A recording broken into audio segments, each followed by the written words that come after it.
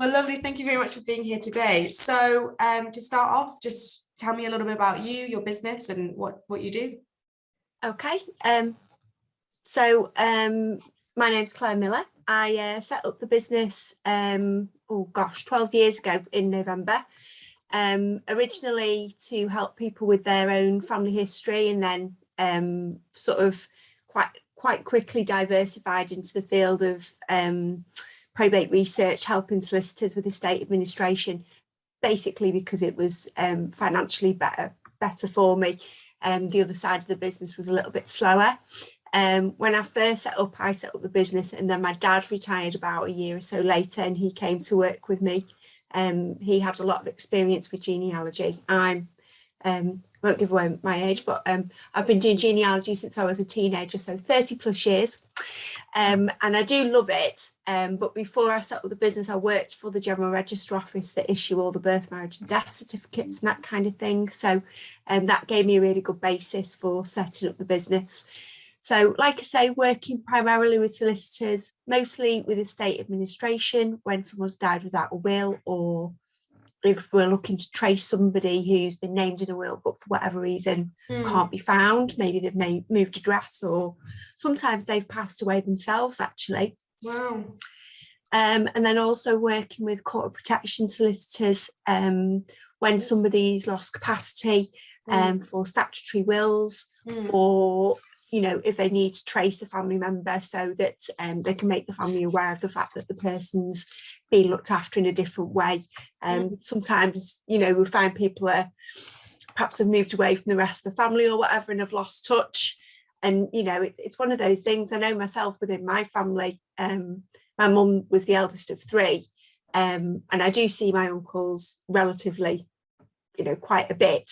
But it's definitely a lot less since my mum passed away, because obviously I would normally have seen them at her house and that kind of thing. So just changes in the family dynamic can change how often people see each other and that kind of thing, and I suppose it's one missed Christmas card or whatever, and then you've lost that connection sort of thing, Wow, yeah. I mean, and you mentioned that you've been doing it since you were a teenager. So, I mean, growing up, is this something that you've always wanted to do, or a bit interested? Yeah, I mean, I really had my curiosity piqued. When my mum was born, her dad wasn't on her birth certificate. We knew his name, but he wasn't named on it. And he did actually pay maintenance for my mum until he passed away when she was about 7 or 8, I think. But other than a name, we didn't really know a huge amount about him.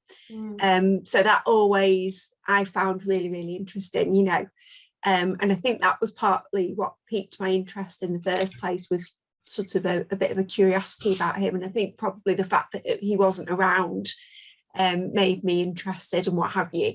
And then my mum's mum was the youngest of 10 children, big Catholic family. Wow. Funnily, the eldest child and my nana were both born in Liverpool, but all the others were born in Ireland. And if you actually plot where they were born, you can see where their dad was working along the railway line. It was as the railways were being built, and he was a navvy on the railways.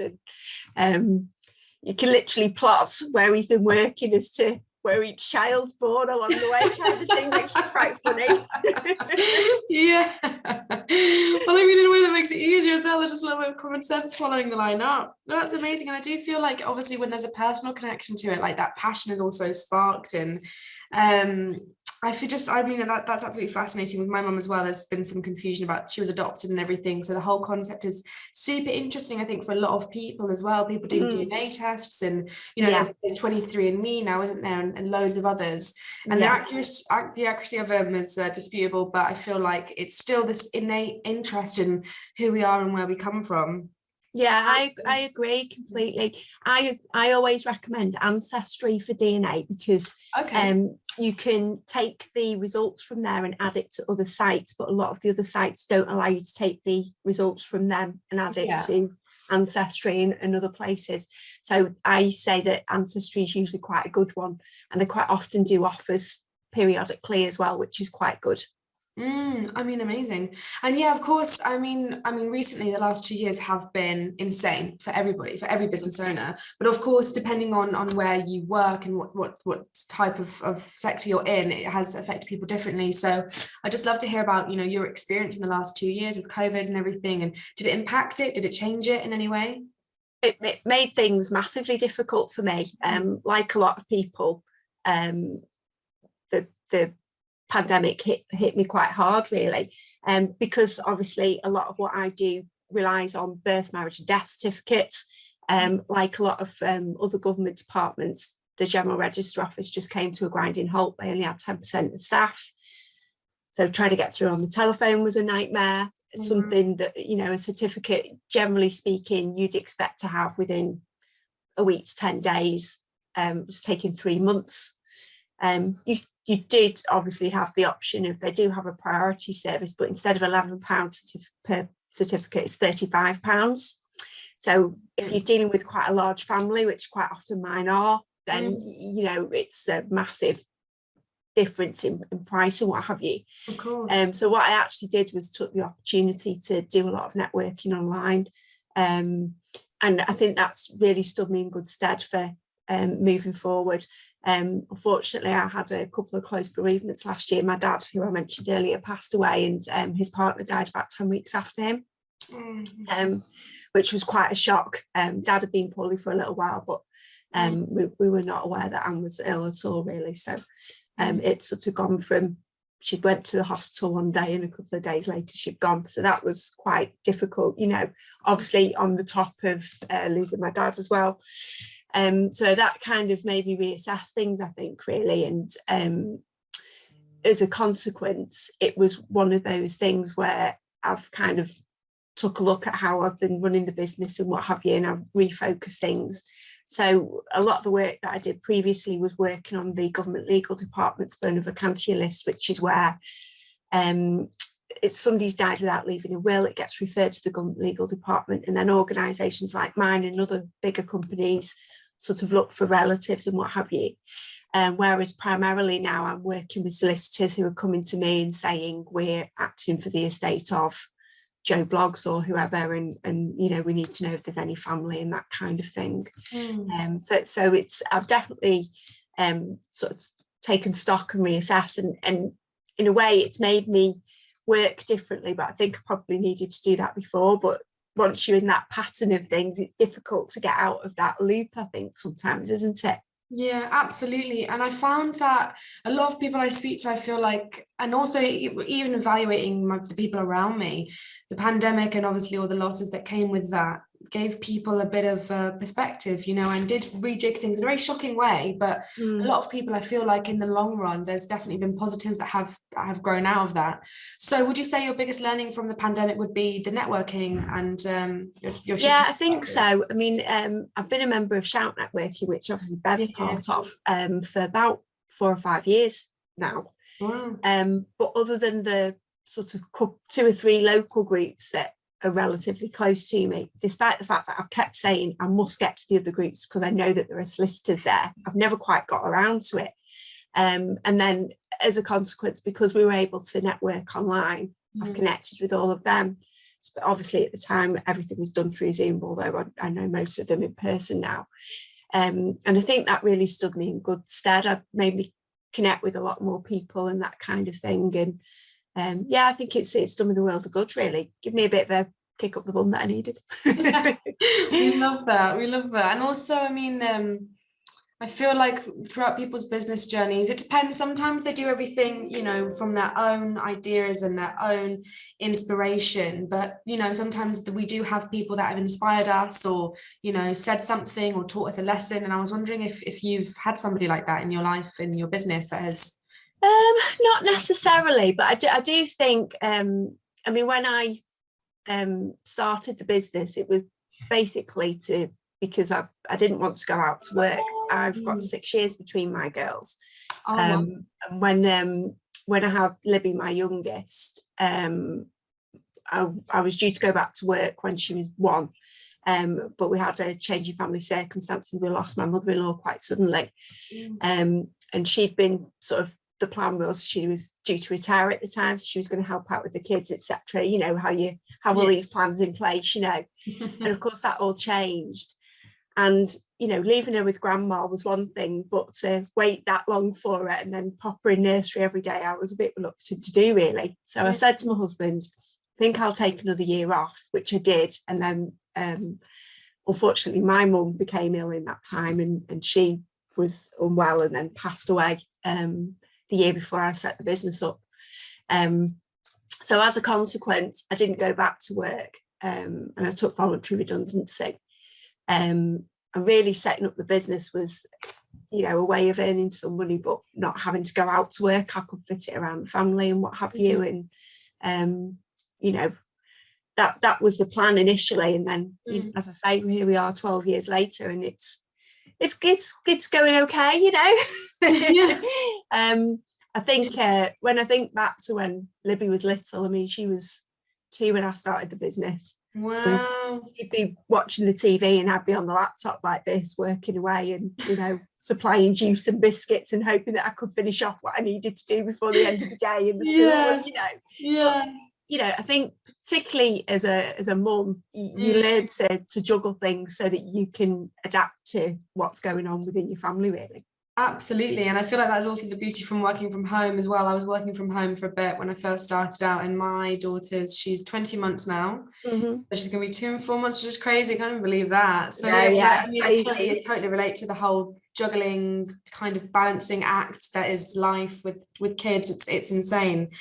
But no, it's amazing. And I think it's an incredible skill to have, actually, that some people aren't able to experience. And as difficult as it can be sometimes, it definitely puts you in good stead, for sure. Yeah, definitely. I mean, like I say, I'm sure, well, I know there were days where I thought, oh, Claire, what are you doing? Just go stack a shelf in Tesco and make life easy for yourself. But I persevered, and it's definitely paying off. Absolutely. Well, we love that. And just a couple last questions, because I'm conscious of time, but if you started your business again, is there anything that you would do differently? I think a lot more structure. Like I say, it was very much by the skin of my pants, as the saying goes, really, to start off with.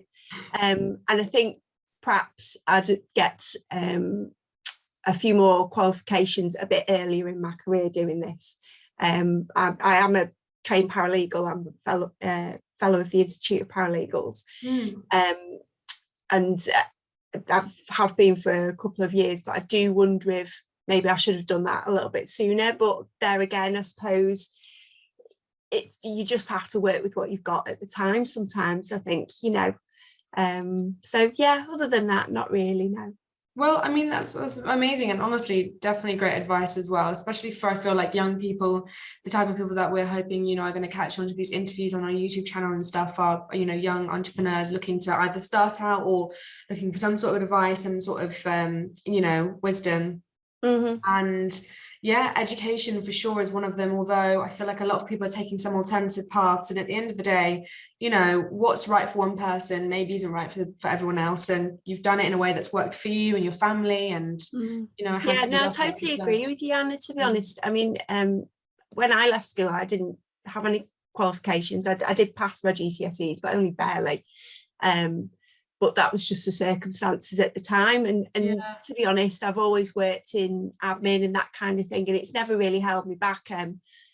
Back in the day when I left school, it wasn't like it is now, where, you know, you have to have a certain level of qualification before you can finish and that kind of thing.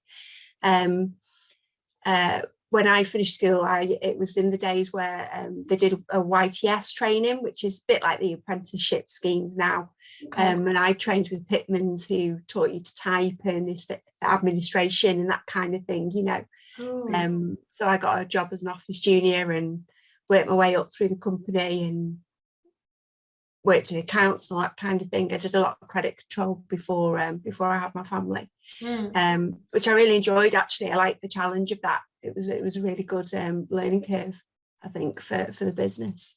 Oh, amazing. Well, I mean, that's great. And it just shows to, you know, even if you start out one place, it just, life builds, you know, and it just, I'm at the very, very beginning of my career now, but yeah, I'm excited to see where it's going to lead me. But anyways, thank you so much. Is there, before we go like end the interview, is there any offers or anything else that you'd like to add, including the newsletter? No, not really. I mean, something I suppose to highlight is that I do, for solicitors, I do a free administration search. So if they become aware of an estate where somebody has died without a will, say for instance, somebody comes to them and a neighbour's passed away and they don't know if there are any family, then I do a free search where I'll look to see if I can identify a family member who can instruct them. Obviously that means that they're not going to lose out on fees. And hopefully we'll be able to recoup some of that loss with doing a full family tree, because obviously that will be needed if somebody's died at testate. But that's about it really, I think. Oh, well, that's amazing. Well, thank you so much for sharing that with us, Claire. I appreciate it. No problem at all. Thank you. Oh, lovely. Okay, so the editing team is hopefully they see the clap and then hopefully they'll cut it off and then that's all good. That's wonderful. Thank you. What you're doing is very interesting. It's very, very, very fascinating. Thank you. I do enjoy it, Anna. I'm so fortunate to do something that I enjoy so much. Yeah. I've been driven demented today, but looking for a marriage for somebody. And in the end, I've managed to find it on some random obscure website. I'm not quite sure what this website is, but I've managed to find it. It's just like, I just don't understand. They're clearly married. I've got both their wills. They were married to each other. It's driving me insane. I was beginning to think I completely lost the plot. We all have those days, absolutely. Well, indeed.